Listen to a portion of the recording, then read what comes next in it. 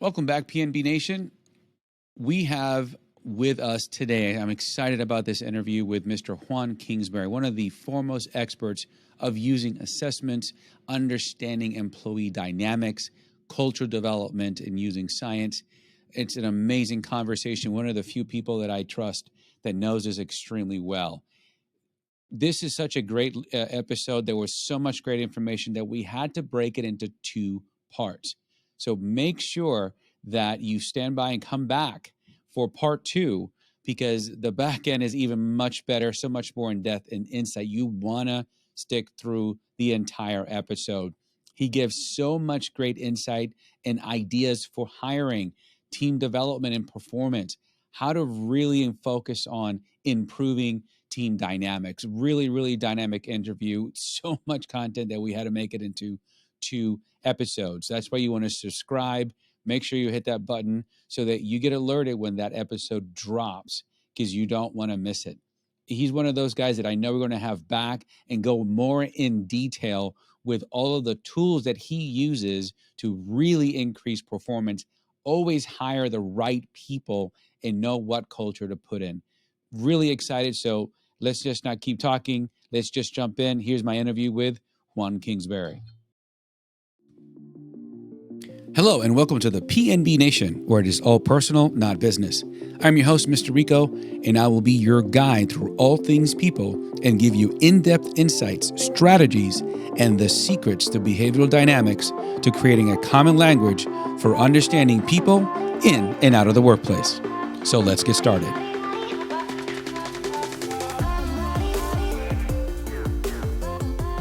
Welcome to PNB Nation. I am really excited about this particular interview. I have a really good friend of mine, Juan Kingsbury. You heard about all about them in the intro, and I can't wait to jump in, especially for 2023, to have someone like this. Juan, welcome to the podcast.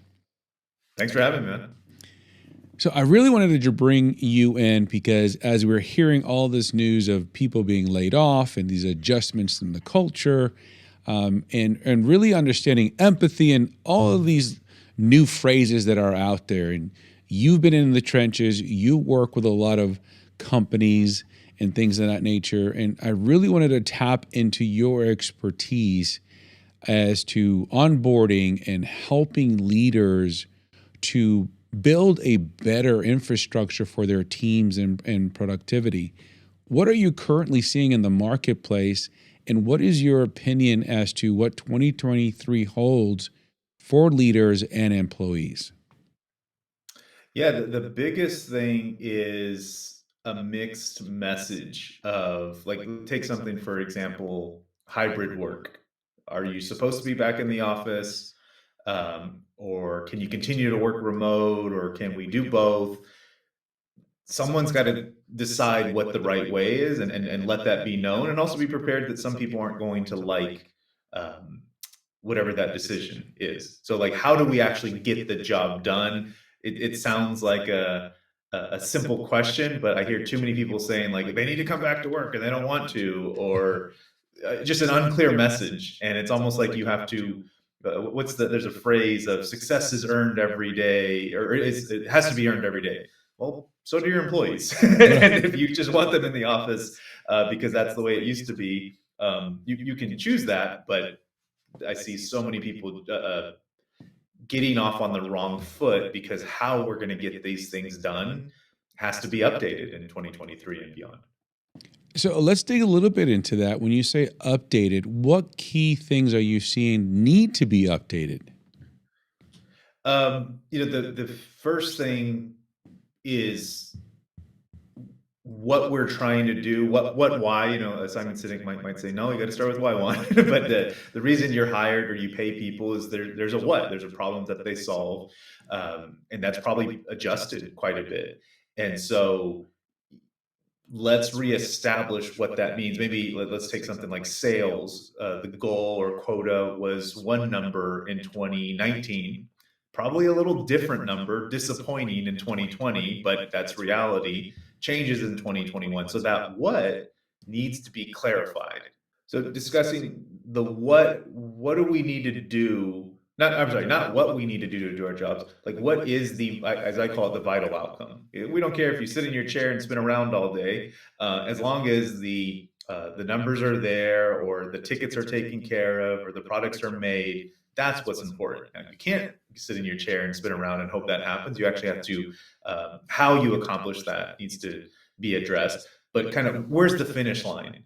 It's been adjusted. So establish, let's take something like, we're supposed to be going to Mars, as casual people. Like, what is the actual milestone today is probably different than what it was 2-3 years ago.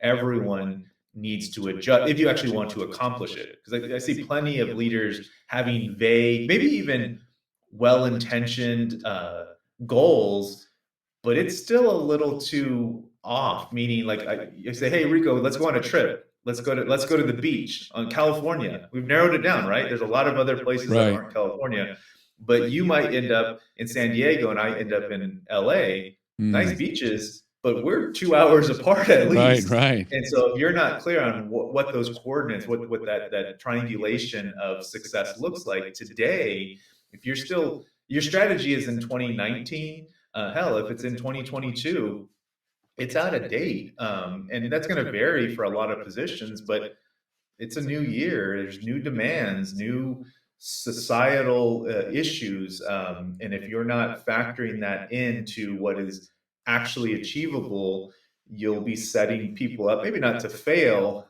but to fall short of what they could be accomplishing.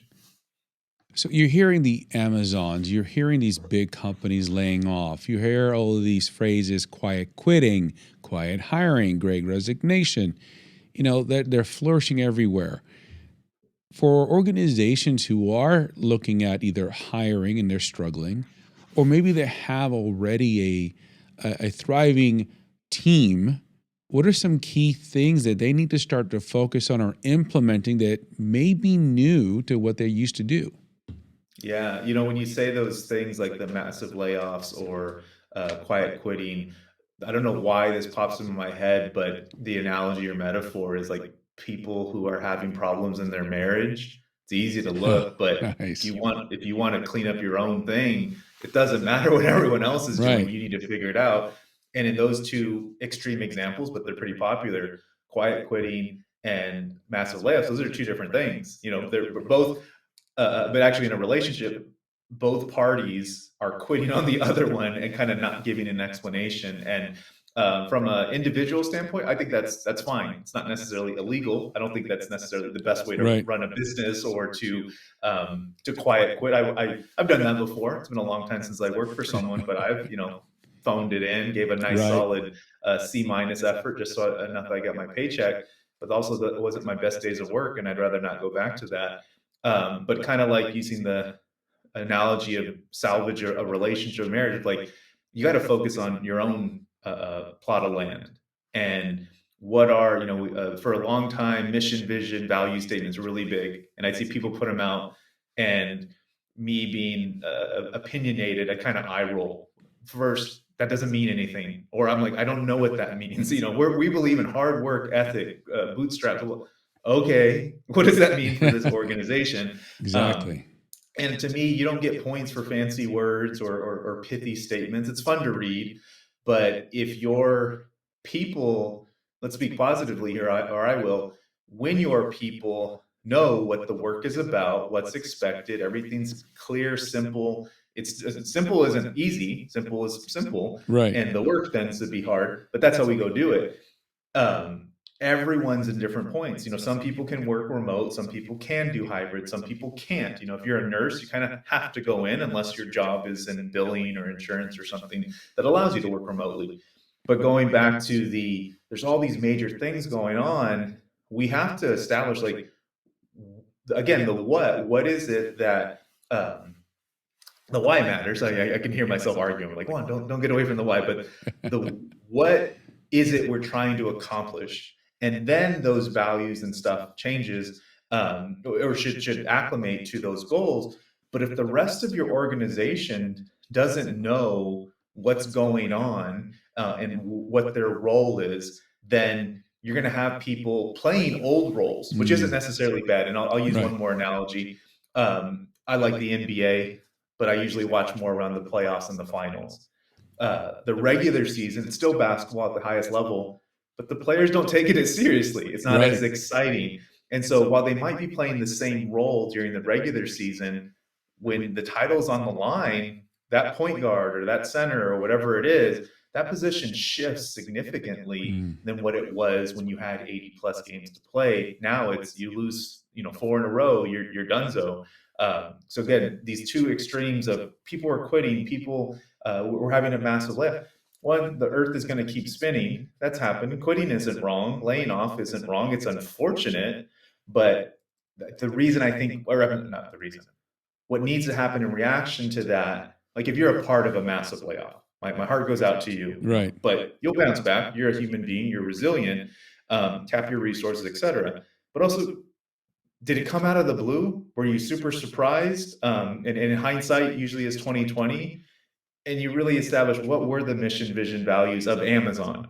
That it isn't necessarily let's grow and develop every single one of our employees. It's let's get Juan his, toilet paper overnight because he pays for Amazon Prime. And so you can argue, but them's the rules. Like you can go to Vegas and complain that people are gambling, but that's kind of the mission of that town. So I can go on and on, but I think that made it. No, and you bring us some good points. When you really think about why people left, overworked, underpaid, not appreciated, all these other elements that were personal, they were about the people and not just being seen as a value to a bottom line or a number. And organizations that are restructuring and understanding that concept are going to do well in the future. And as I said in the intro, Juan is an author. I love his book right here. And there's something, I love the title first and foremost. One of the ones that you said, why can't they just do their damn jobs, right? When we walk into leaders, that is, I hired them to do this job. I wish that they would just do their job. And hence why when the pandemic hit, people were like, I don't want to do that. I'm not a machine. I have other values. But there's a quote that you said here is the need for the job of the people we hire just aren't hardworking, loyal, smart, etc. And you asked this leader in the example in your book, we can learn from that, but let's focus on this job. What is the biggest problem that needs to be solved? And a lot of that is, the combination of good person, fit to the job, to the environment, with a leader that drives them. And so one of the questions that I hear a lot from our clients that I know you have the expertise to provide is, how do you incorporate this understanding of the human element or human behavior and align it to there's a job to be done. There's a productivity that needs to be achieved within that construct, whether it's a brick and mortar or whether it's at home or a hybrid. How do you align those things? Yeah, there's a lot of things there, but the simplest thing, and it is literally what I do, whether it's an executive that I'm coaching or working with their team, or a high performer that's looking for some skill development, or maybe struggling with a certain aspect of their role. And usually when you're struggling, it's, oh, I don't like Rico, or he didn't, when we're frustrated, we have plenty of people to blame. But when we grow, we look in the mirror and we learn. And then I think there's a lot more compassion than most of us think, especially when we struggle. Hell, you've helped me with that directly of, Juan, I'm being hard on myself. I think I should be here. How come I'm not 7 feet tall? I'm a measly 5'9". But it's looking in the mirror of okay, we're getting lazy people. We're getting this, we're getting unloyal. And I like to be, kind of maybe not a jerk, but make a point. I'm like, well, you're attracting them. Why do lazy losers want to hire work for you? What are your job out? I'm having fun, but I'm also, that's a legit question. Right. It's like, look in the mirror. And my first question, or I should say one of the first questions is, would you want to do this job? And usually I can almost guarantee you that when that happens, hey, we can't hire, or we're having struggles, and kids today, or entitlement, or all the buzzwords, that there's a lot of truth in that. I just like, okay, you can point fingers or you can find a solution. when people say that, they often follow with, well, when I was younger in their age, which translations to, I don't want to F and do this job right now. But I'm like, well, when you were younger in their age, circumstances were totally different. You could, rent an apartment probably on your own versus have four roommates. You this, that, and that. It's not all bad. We do have way more advantages. Kind of maybe not a plug, but a humble brag. I've just joined a nonprofit that helps unhoused people apply and get sustainable jobs. Okay. In other words, it's hard enough to get a job, but imagine if you don't have a place to live, clean underwear, a computer, the resume, interview, that stuff is hard, but just the basics. So I'm happy to give them my time. They're called St. Joseph the Worker here in Phoenix, Arizona. But going back to, the person, I'm like, you got to start with yourself. What would you want to do? And then realize, yeah, that job is not something you want to do today, but it is someone else's, maybe not a dream job, but good, accessible job. And I think, feel free to cut me off, but I think one of the simplest, but still hard things when it comes to hiring of, hey, the people we used to hire, they don't want to do this job anymore, or they want more money, or they want to work remote. Then you have two choices. Sweeten the pot. That you either pay them more or you do let them work remote, et cetera. You got to make this better for the old, basically, let's say, client. Not they're an employee, but customer. Right. You got to sweeten it, or decide, hey, we don't need a 4-year degree anymore. We don't need 10 years of experience. We just need someone who's going to show up, is capable, and going to do this job with a smile, or at least not with a frown. Well, that might be someone who has worked 10 years at McDonald's and they're professional in all other ways. But 5 years ago, you would have been like, oh, McDonald's, that doesn't translate. Right. Yeah. But hey, now they're saying you're asking me to come to a fancy corporate office and I don't have to get a degree. And all I got to you find a new audience who actually sees what's the phrase? One man's trash is another man's treasure. Right. One person's in that job is beneath me is another person's, oh my God, I can actually raise my family with this. So when it comes to these problems, is look in the mirror, realize, yeah, you might have wanted to do this job or this type of work, but you're marketing to the wrong people. I'll use one last silly analogy. I used to go out when I was single to a fancy part of town where the drinks were too much. I was fishing in the wrong sea, and now I'm married and I live my life. Yeah. And so we're marketing to the wrong people. Got it. We'll talk about the assessments later, but we use really good tools. Well, some people sometimes just want a nice, fun, simple tool, or at least they think they do, but really there's a big issue. And so yeah, that at the end of the day, it is the circumstances are different, and we all go and choose work based on what we think we deserve. And some of us, we have misaligned expectations based on what the job will actually provide. And it's not a simple resolution. That's what I was trying to write about in my book. Not like you need to have a brand new mindset. It was almost like hit the reset button every day.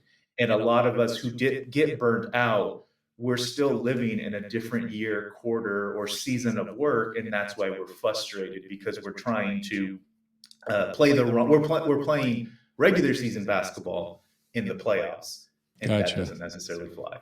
And I love that hit the reset button. Juan, thank you so much for being on the podcast. If someone wants to reach out to you and get some insight or coaching or use your services, how can they reach you? You can email me directly, Juan, Juan, at careerblindspot.com.